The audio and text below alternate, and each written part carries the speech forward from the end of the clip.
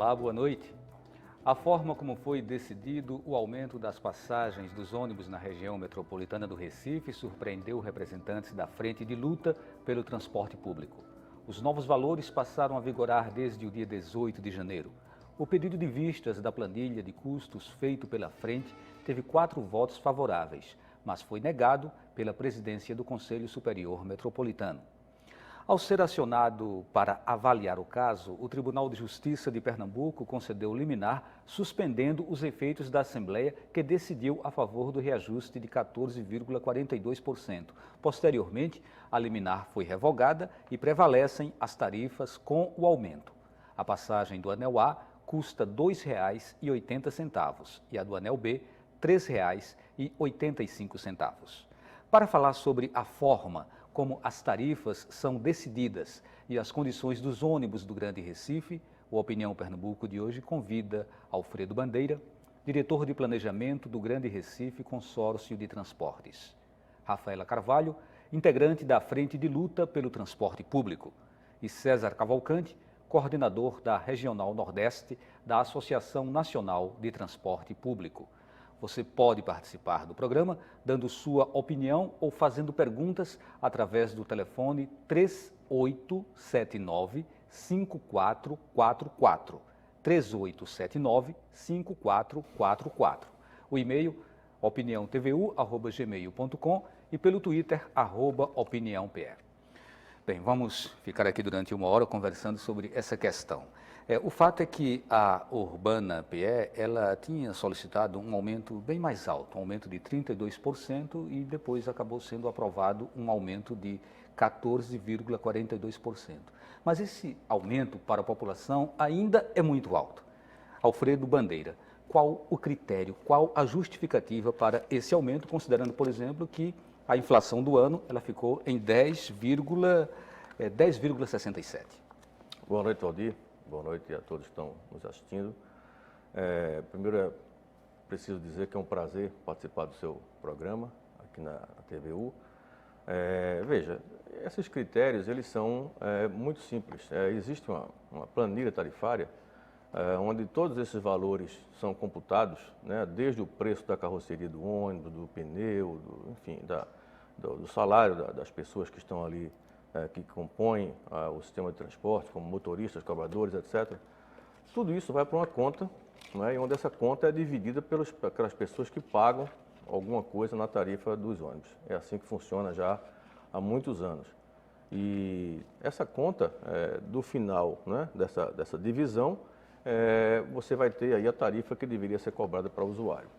Nesse caso último agora, é claro que a Urbana tem todo o interesse em puxar para cima esses números e sempre tem feito dessa forma, mas nós sempre temos nas nossas contas também. Então as nossas contas indicavam que deveria ser um reajuste bem menor do que a Urbana estava pedindo. Elas ficariam aí próxima de 25% a 30% de aumento, eu não me recordo agora exatamente qual era o valor, mas era alguma coisa como 25% de aumento. O que acontece é que o governador Paulo Câmara, né, depois que primeiro conheceu os números que nós levamos a ele, ele teve a capacidade de dizer que o povo não podia pagar esse aumento tão grande e que o Estado deveria, mesmo sem poder, fazendo um esforço muito grande, deveria pagar parte dessa tarifa. Então, ele próprio estabeleceu que numa tarifa que nós levamos para ele de R$ 3,10 no anel A, ele próprio disse, não, de jeito nenhum, faça uma conta para a gente ter uma participação do Estado também, de forma que o Estado participe disso. E essa tarifa hoje é R$ 2,80 porque o Estado banca 30 centavos por cada passageiro transportado. E o anel A, que não tinha subido da outra vez, o ano passado, dessa vez teve uma participação maior e teve que subir também um pouco para poder fazer face a essas despesas, porque nós temos essa responsabilidade de que gerar esse dinheiro para poder pagar as operadoras. Professor César Cavalcante, vamos fazer esse comparativo aí com a inflação. Quer dizer, se a inflação que corrige a maioria dos preços do país, se ela fica em 10,67, e esse aumento vai para 14,42, está bem acima, né, desse valor da inflação. O Alfredo Bandeira colocava que o governador entendeu que esse valor é um valor confortável para a população. O senhor tem essa opinião ou estaria realmente havendo aí um aumento acima do que seria razoável? Boa noite aos telespectadores, boa noite Valdir, Rafaela e Alfredo. Eu acredito que nós não podemos fazer uma comparação pontual, exclusivamente nos referindo a esse último aumento. Primeiro, o critério de aumentar as tarifas de ônibus com base no IPCA me parece inadequado, porque a composição dos custos do sistema de transporte não tem muito a ver com aquela composição que integra o IPCA. Mas é dessa forma que está se fazendo, muito bem. Então, eu analisei a evolução da tarifa entre os anos de 2011 e 2015, final de 2015. E a gente observa que a tarifa ela evoluiu de 2011, vamos falar da tarifa A, que é a mais importante, 80 e tantos por cento. A tarifa A, ela evoluiu de 2011 para um valor de, ela tinha um valor de R$2. E agora, em 2015, ela estava com 2,45. Então, o que a gente observa é que essa tarifa A teve um aumento nesse período de 22,5%. No entanto, se você entrar no site do Banco Central do Brasil, vai verificar que o IPCA desse período foi de 37,03%.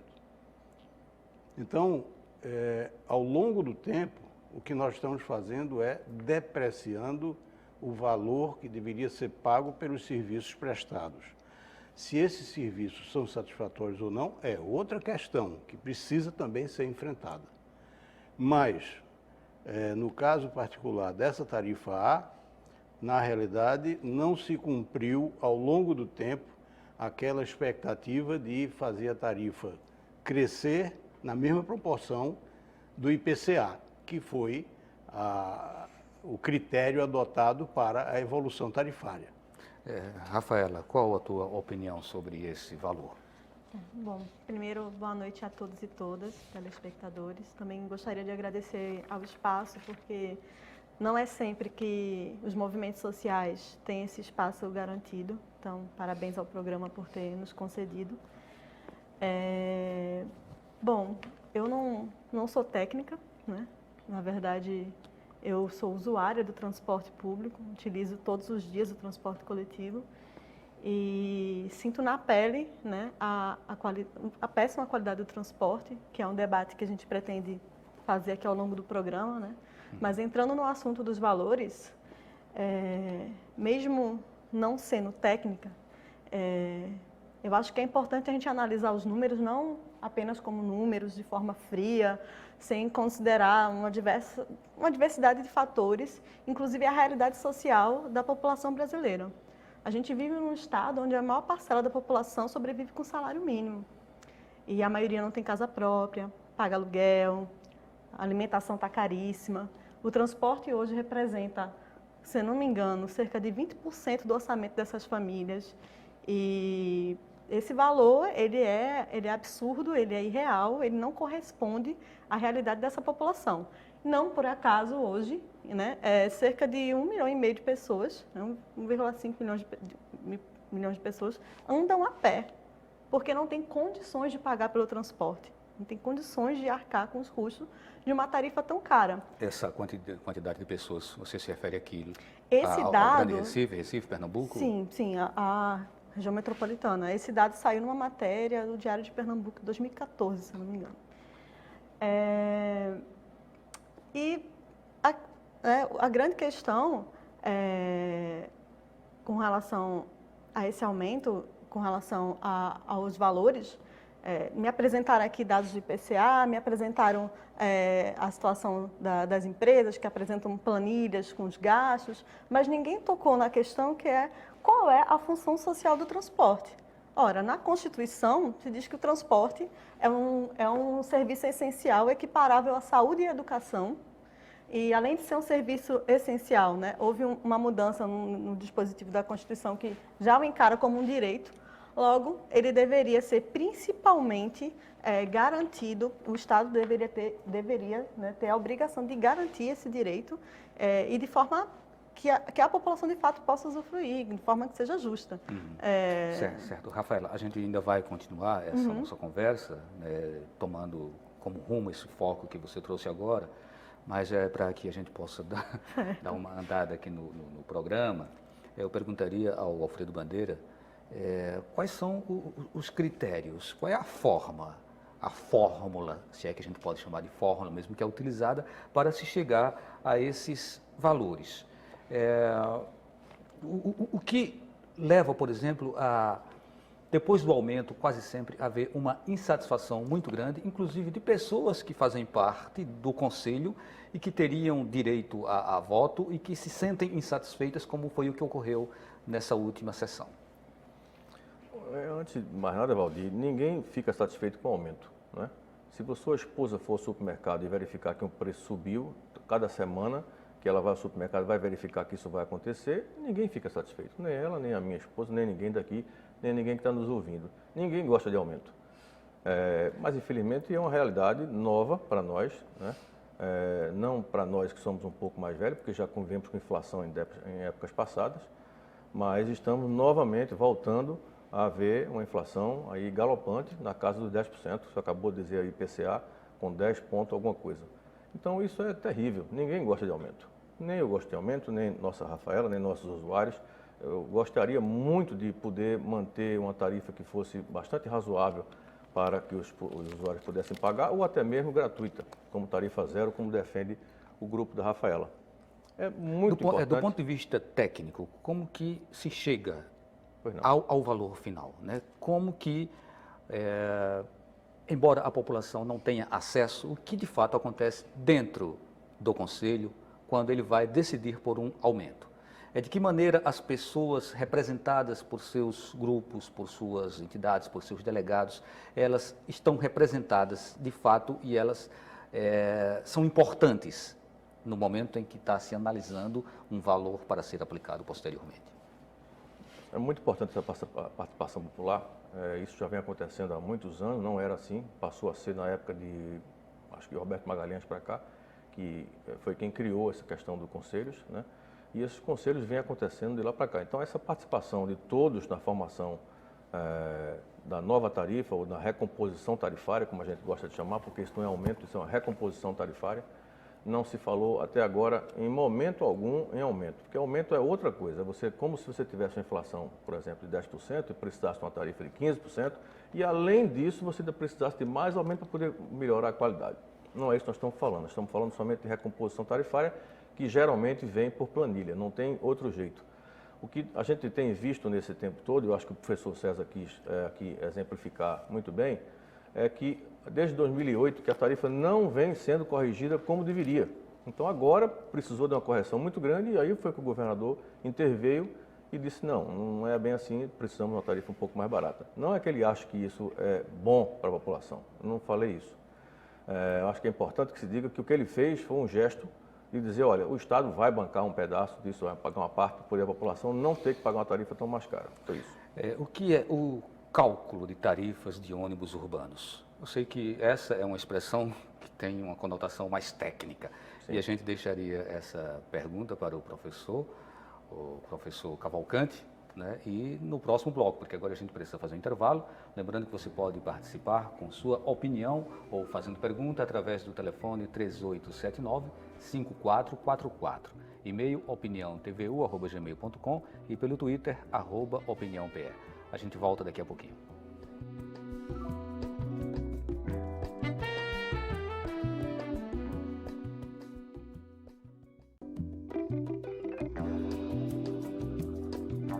Estamos de volta com o Opinião Pernambuco, hoje com o tema Tarifas de ônibus na região metropolitana do Recife.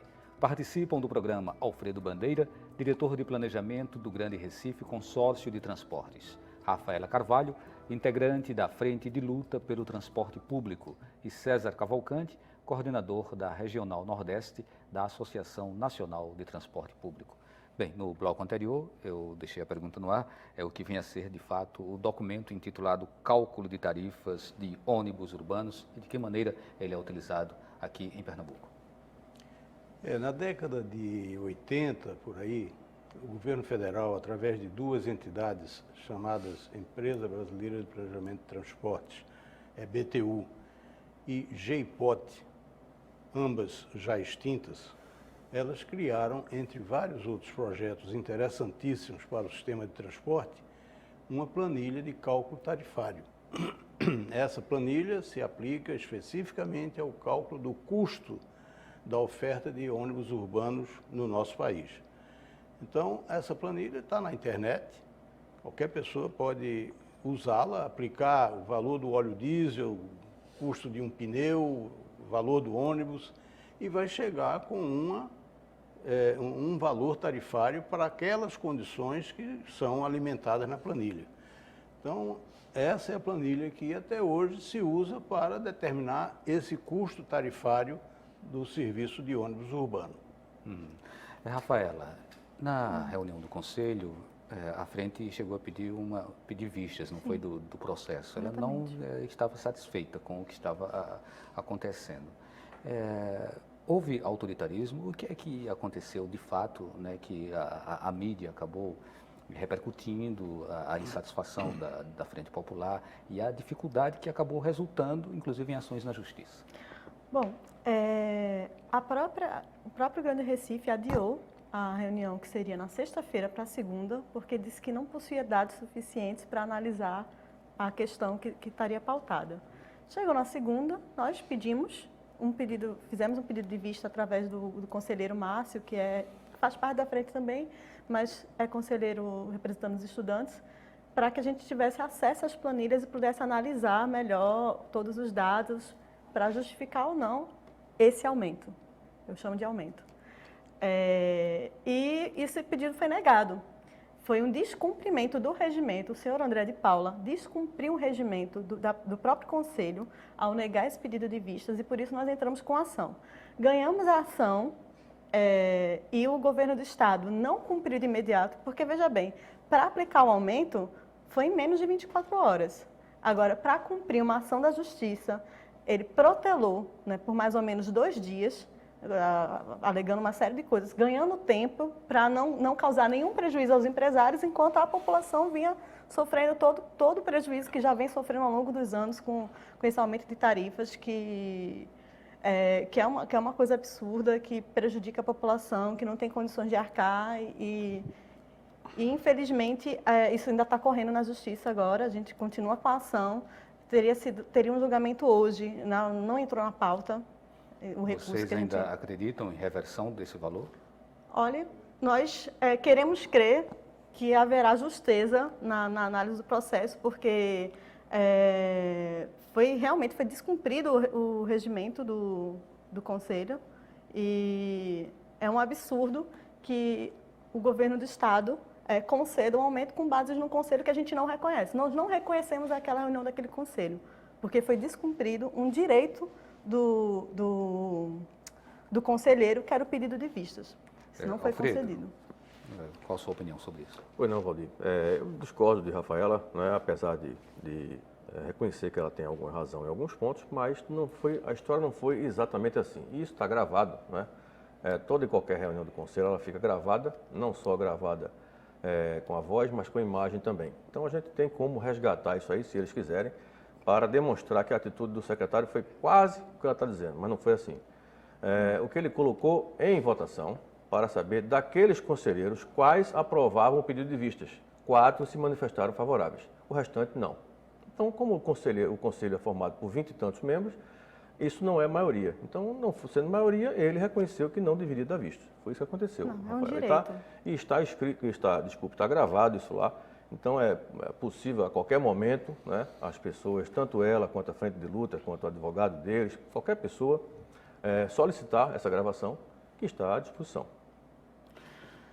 Professor César Cavalcante, Hoje não. esse custo do transporte, ele não é totalmente bancado pelas empresas, nem tampouco é só a população quem paga diretamente, né? A população também contribui através de impostos e o governo subsidia, né, parte desse custo. Qual a sua avaliação sobre essa relação de subsídio público, de subsídio do Estado, para um serviço que, embora ele pertença ele tem uma relação consorciada, né, entre público e privado, mas as empresas, elas são, na sua maioria, empresas privadas, né, que operam e que visam o lucro? Eu acho que nós estamos tocando na questão mais crítica de todo esse processo de prestação de serviço de transporte por ônibus. E essa questão chama-se exatamente o subsídio governamental.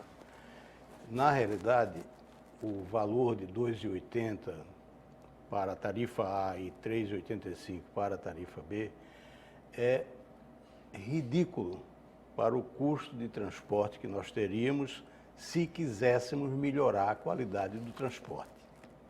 O que acontece no primeiro mundo, que a gente gosta de citar quando diz assim, não, porque na Europa é assim, é assado, no Japão é assim, é assado, o que acontece nesses países é que os governos subsidiam entre 30%, 40%, 50%, 60% do custo do transporte.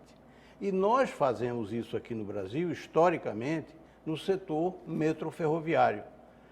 Ou seja, o Metrorec cobra R$ 1,80, se não me engano agora. 1,60.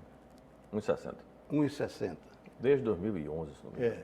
Esse 1,60 equivale a aproximadamente 19% do custo da viagem. Ou seja, a viagem de metrô custa da ordem de R$ 8,00 cada viagem. O passageiro paga R$ 1,60 e o governo cobre um subsídio restante. No caso do ônibus, o Alfredo tinha falado no início, mas eu gostaria que repetisse essa relação do que é pago na passagem e com quanto o governo está entrando. Bom, atualmente eu acredito que, se fizermos as contas para esse ano, está entrando com 10%, no máximo. No máximo. Mas isso é uma questão de todo o Brasil. Nós não tínhamos a tradição de usar o subsídio, porque o subsídio, principalmente por raízes ideológicas, sempre foi banido das discussões.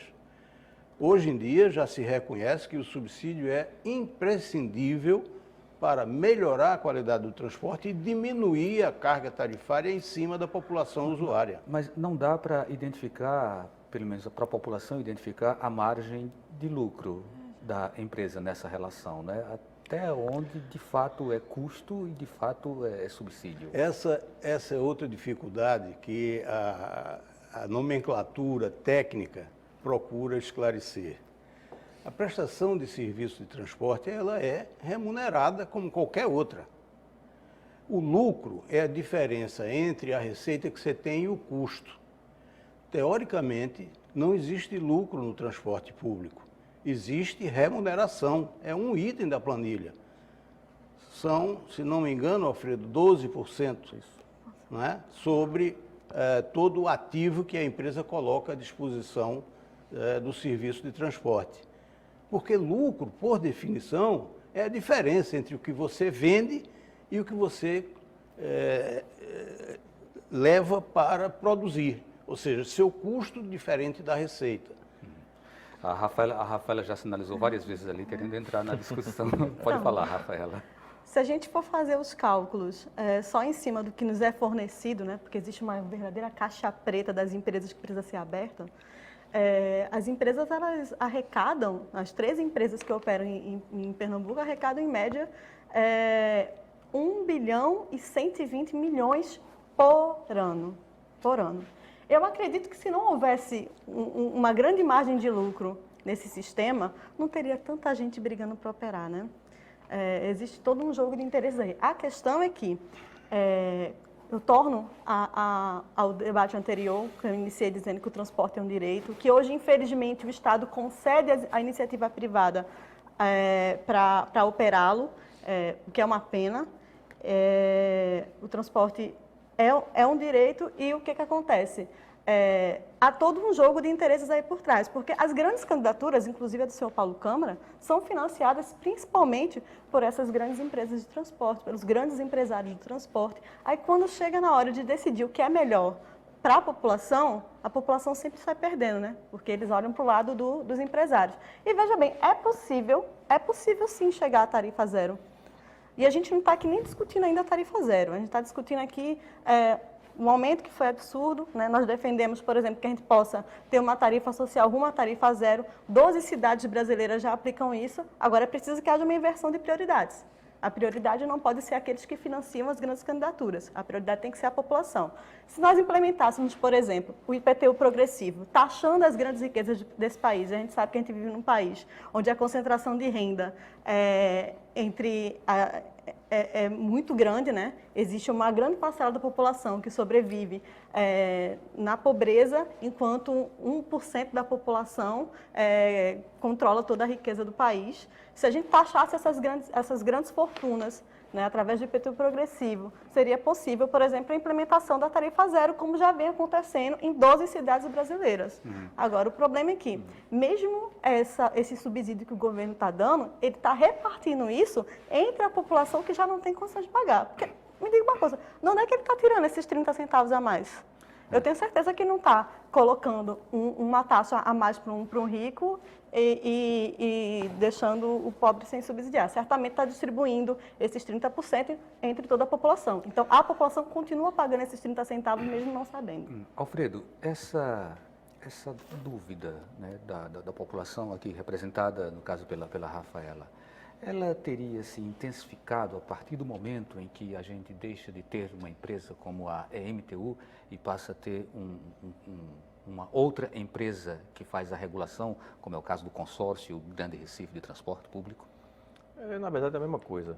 A gente só trocou o nome e trocou a forma de gerenciar o sistema de transporte. A EMTU gerenciou durante quase 30 anos e hoje quem faz é o Grande Recife no outro formato, num formato de consórcio, onde tem alguns municípios que deveriam estar participando e ainda não chegaram.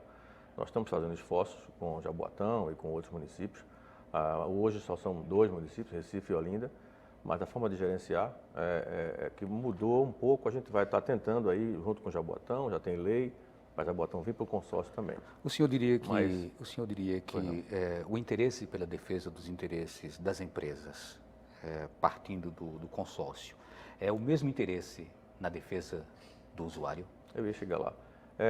Nós sempre pautamos nossas ações, Valdir, na defesa do usuário. Isso é uma coisa que a gente faz há muitos anos. Eu sou funcionário da casa há mais de 30 anos e sempre fiz isso e sempre trabalhei, sou testemunha dessa questão. O que a Rafaela está aqui defendendo é uma questão muito mais de ordem social. Eu entendo o lado dela perfeitamente, né? Quero dizer a ela, embora ela não reconheça isso, mas eu quero dizer a ela que eu sou partidário desse tipo de raciocínio também. Mas isso é uma coisa muito difícil e muito complicada, né? Quando a gente mexe com grandes valores, ela disse aqui um número corretíssimo, esse sistema custa, não é que ele arrecada, ele custa 1 bilhão e 120 milhões ano, né?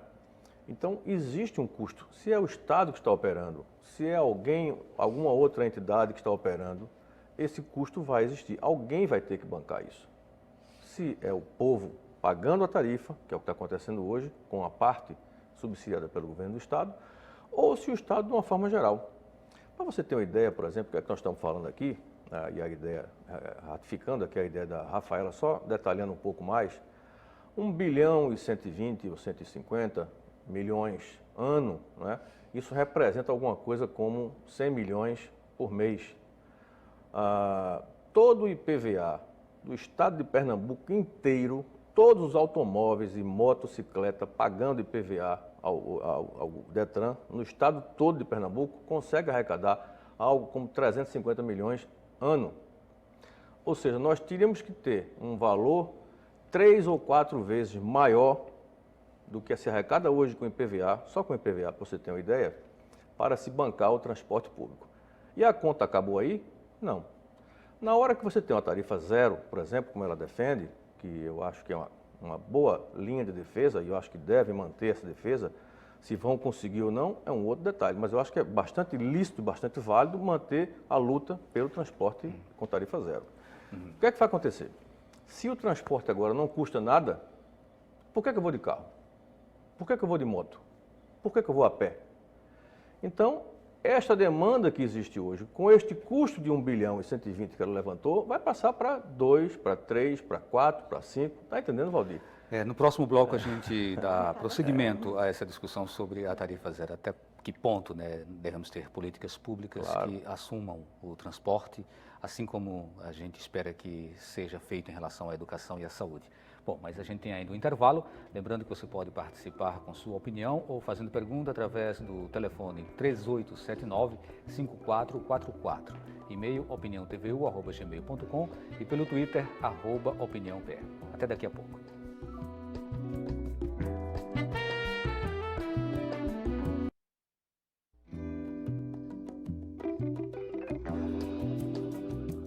Estamos de volta com o Opinião Pernambuco, hoje com o tema tarifas de ônibus na região metropolitana do Recife. Participam do programa Alfredo Bandeira, diretor de planejamento do Grande Recife Consórcio de Transportes, Rafaela Carvalho, integrante da Frente de Luta pelo Transporte Público, e César Cavalcante, coordenador da Regional Nordeste da Associação Nacional de Transporte Público. Bem, temos aqui algumas opiniões e algumas perguntas. Uma delas é de Maria Regina do Cordeiro. Ela fala: na minha opinião, o valor da tarifa é injusto porque não oferece nenhum benefício para a população. Todo ano a passagem aumenta e os ônibus continuam velhos, sem qualquer conforto para o cidadão e só andam lotados. Gostaria de entender a lógica dos nossos gestores quando pensam em aumentar a passagem. Falam no equilíbrio do sistema, mas nunca falam em contrapartida das empresas. Isso não me parece certo. Professor César Cavalcante, gostaria de fazer algum comentário sobre esse comentário, essa opinião aqui da Maria Regina? Eu creio que é uma opinião que deixa bastante claro a insatisfação das pessoas com a qualidade do transporte, que não é uma coisa adequada, e com aquele aspecto que Alfredo comentava anteriormente, que é o aspecto de aumento. Ninguém gosta de aumento, eu também não gosto. Agora, quem vai pagar a conta? Ou seja, o transporte está aí, tem dificuldades? Tem, mas tem o custo também. Quem vai pagar esse custo? O que eu proponho, e há muitos anos que eu venho falando nisso, é que a sociedade como um todo, ela defina um mecanismo de subsidiar o transporte para que o valor pago pelos usuários não sacrifique o valor do seu orçamento familiar. É isso que eu acho que deve ser feito. A Maria Regina toca em vários pontos, né? Inclusive a questão da qualidade. Então vamos fazer o seguinte, para a gente fechar aquela conversa que a gente abriu no bloco anterior, né? A Rafaela fala um pouco, né? Até que ponto é papel do Estado assumir, né, na sua totalidade, o serviço de transporte público. Né? Isso é realmente uma tarefa do Estado, assim como a gente espera que seja para a educação e para a saúde. Depois a gente vem discutir a questão dessa qualidade do transporte. Okay. Rafaela. Mas só tocando um pouquinho na qualidade do transporte, eu entendo a situação da Maria Regina, porque eu já disse, né, sou usuária, já caí de dentro do transporte público porque estava superlotado. Ela como mulher, assim como eu, sabe o que é subir no ônibus lotado e ficar preocupado se não vai ter ninguém lhe assediando, né? E nada disso é pensado, né? Nem uma campanha contra o assédio que nós mulheres sofremos dentro do transporte coletivo, a Grande Recife ou o governo do estado é capaz de tocar, né? A gente reivindicou isso aqui ano passado, está aqui uma pauta que a gente entregou a André de Paulo, secretário da cidade, em janeiro de 2015, tem 11 itens, dentre eles a campanha contra a assédio, dentre eles a melhoria da qualidade do transporte e, dentre eles, a auditoria das contas das empresas. Porque, como eu disse, né, eu não tirei da minha cabeça, está na Constituição, o transporte é um direito, o transporte é equiparável à saúde e à educação, está lá. né? Então, logo, deveria ser dever do Estado garantir um transporte de qualidade e que ele seja acessível à população, e da forma como está colocado, não está acessível, e foi concedido às empresas privadas operarem isso aí. Infelizmente, eu não confio nas planilhas apresentadas pelos empresários, né? Nós estamos em lado diferente, existe um setor que quer, obviamente, lucrar em cima disso aí, existe nós que precisamos do transporte e que queremos ir e vir com qualidade. Então, por isso, nós defendemos uma auditoria pública das contas das empresas, não entendemos, né, por que isso não é feito, nós já reivindicamos, já entregamos diretamente em mãos do senhor André de Paula que fosse feito isso. Acredito que é possível, sim, a gente avançar, inclusive na mudança de modal. Eu não entendo por que o rodoviário é o modal prioritário, se ele é 5 vezes mais caro do que o modal ferroviário, né? E por que se prioriza tanto isso aí? Aliás, até entendo, né? Nós sabemos que o processo de industrialização aqui no Brasil, que começou ainda no governo de Kubitschek, ele foi principalmente bancado pelos Estados Unidos através das suas empresas automobilísticas e que precisavam de rodovias, precisavam escoar suas produções, que eram os automóveis, que eram os carros. E aí, para beneficiar esse setor, foi se priorizando ao longo desse modal e se acabando com as ferrovias brasileiras, né? Agora, por exemplo, nos países de origem dessas grandes montadoras, o modal prioritário é o ferroviário. É através do modal, é através do metrô, é através do trem que a população se desloca para ir trabalhar, para lazer, para estudar. E, infelizmente, no Brasil, a gente vive uma situação diferente. Inclusive, os custos com isso aí, porque gera engarrafamento, gera trânsito, daria para subsidiar um outro modelo de transporte. Eu me esqueci o nome dele, deixa eu ver se eu tenho o nome dele anotado aqui, do BNDES. O Carlos Lessa, ex-presidente do BNDES. Ele uma vez falou que com 2% do PIB, em 8 anos, seria possível modificar o modal prioritário aqui no Brasil do transporte público. Então, o que falta mesmo é vontade política. Isso que falta. E, obviamente, um jogo de interesses entre os empresários que financiam as grandes candidaturas, como eu já falei aqui. Só isso aí já daria outro programa, né? Programa. É uma pena que 1 hora acaba sendo muito pouco tempo para a gente discutir tantas questões. Mas aí vamos retomar essa questão da relação do serviço com a qualidade desse serviço, né? E pegando como gancho mesmo essa provocação da Maria Regina. Então, Alfredo, na sua opinião, esse serviço que está sendo oferecido, ele justifica esse preço que está sendo cobrado? Penso que se for feita uma pesquisa de rua com os usuários de ônibus, eu, inclusive, né, sou usuário de ônibus, obviamente eu me divido entre o carro ou o ônibus, dependendo da situação, mas vejo situações que são terríveis, assim, enfrentadas pela população que é usuária desse tipo de transporte. Aldir, nós temos problemas. Se eu disser a você que nós não temos problema, é uma grande mentira.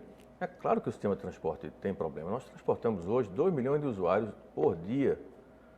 Não são 2 pessoas, são 2 milhões, são 1 milhão vindo, 1 milhão voltando. Então, é possível... São pagantes, né? Que são pagantes, ou de todos, ou gratuidades, etc., de todos os passageiros que são transportados na região metropolitana. Se você juntar com o metrô, isso é para 2.400 mais ou menos por dia, 2 milhões e 400. Não é possível que alguém não esteja insatisfeito, não é possível que um ônibus não atrase, não é possível que um ônibus não quebre, não é possível. Isso é completamente impossível, né? E improvável que acontecer, porque o mais provável é que aconteça mesmo. E isso é assim aqui em Recife e em qualquer lugar do mundo. Olha que eu, modestamente, já conheço vários locais por aí fora. E todo lugar do mundo é assim. Quando a dependência do transporte é muito grande, como é o nosso caso, né? Hoje em dia, o recifense, da região metropolitana de Recife, é transportado por ônibus, aproximadamente 30% das pessoas que se deslocam no total. O restante por outros modais. A pé, como ela falou aqui, 1 milhão e pouco por dia, a pé, 1,5 milhão, que eu discordo só da forma que ela falou, que por conta da pobreza. Não é. É porque são pequenos deslocamentos. É o cara que vai na padaria e voltou, é o cara que vai ali na esquina e volta. Não é porque vem de Olinda até Recife a pé, nem de Jaboatão até Recife a pé. Não é por conta disso. Não é. Mas eu quero fazer um contraponto mais importante do que ela falou aqui há pouco tempo atrás, que é importante a gente ficar assim bastante ciente de que o transporte rodoviário é 5 vezes mais caro do que o transporte ferroviário, né? Isso é uma coisa importante de a gente esclarecer para o nosso telespectador, Rafaela, que não é isso que acontece. O que você está levando a exemplo é o exemplo nosso aqui de Recife, que o nosso professor César acabou de dizer aqui, que o problema é que a tarifa do metrô é altamente subsidiada, a 1,60 hoje. Essa tarifa deveria ser, César, eu queria até lhe corrigir, algo próximo de R$10, a tarifa do metrô hoje. E a nossa está a 3 alguma coisa. Então, isso dá 2,80 e a 3,10, porque o governo paga essa diferença de 30 centavos. Então, é uma grande falácia você falar aqui, né, para a gente, Rafaela, para quem está nos ouvindo, que o transporte rodoviário ele é 5 vezes mais caro do que o ferroviário. São Não estudos. Que é o contrário. É o contrário, exatamente. O ferroviário é que é muito mais caro do que o rodoviário. E o ferroviário só deveria ser utilizado, e eu sou um defensor, né, do ferroviário também, mas desde que você tenha grandes demandas, porque você vai pagar ele mais facilmente. O transporte ferroviário ele é caro no mundo todo e é altamente subsidiado no mundo todo, entendeu? Justamente por conta disso, porque ele é caro. Ele é feito um transporte para transportar grandes massas de pessoas. Por exemplo, o transporte ferroviário chega até, em grandes corredores, a 60 mil passageiros por hora sentido. A gente não tem nenhuma demanda aqui na região metropolitana, nenhuma que chegue perto desse valor. Mas o transporte ferroviário é possível que chegue. Com o ferroviário, com o ônibus não vai chegar. O ônibus, as experiências mais modernas no mundo, chegam a 30, 32, 35 mil por hora sentido. Então, a gente vê que o transporte ferroviário ele é feito para grandes demandas e só deve ser usado quando isso for estritamente necessário. Ferroviária é mais por cara a isso. curto prazo, a longo prazo ele sai mais barato e eu torno a pergunta anterior. Qual que deve ser a prioridade do governo? Transportar com qualidade as pessoas Rafaela, ou garantir lucro para grandes empresas? eu estou com uma dúvida aqui. O nosso diretor falou 3 minutos. Eu queria que ele me confirmasse se é 3 minutos para terminar o programa. É isso?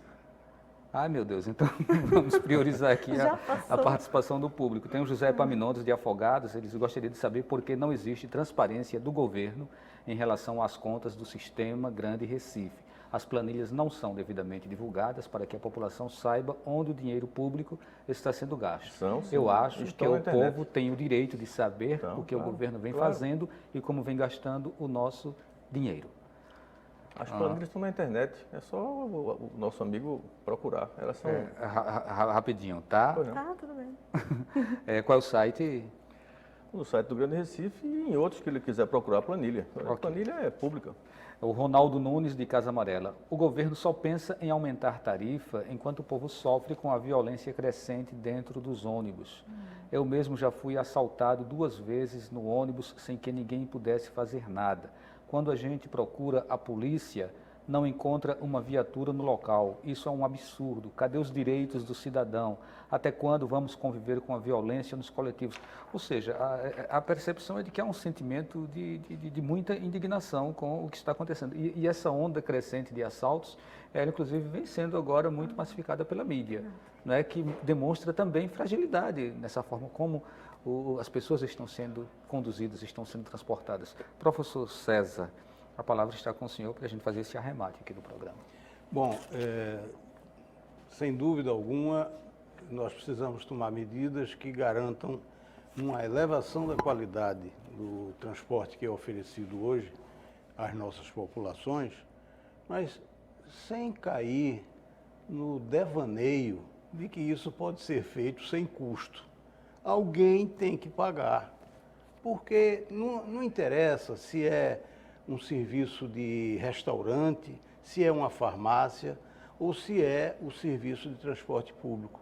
Todos têm custos que precisam ser cobertos. Então, nós temos que encontrar uma forma de cobrir esses custos, aliviando a carga que eles teriam em cima do orçamento das famílias de renda mais baixa. Essa é que é a grande saída para o transporte público brasileiro. Obrigado pela sua participação, professor. Obrigado, Rafaela, também por ter participado. Também. Alfredo? Estamos às ordens, Valdir. Bem, então a gente espera que o programa tenha contribuído para que a gente pense cada vez mais essa forma como o transporte público está sendo oferecido para a nossa locomoção, para a nossa mobilidade. Agradecemos a você que participou mandando sua pergunta, a sua opinião, você que esteve em casa também, o nosso boa noite. O Opinião Pernambuco fica por aqui, até o próximo programa.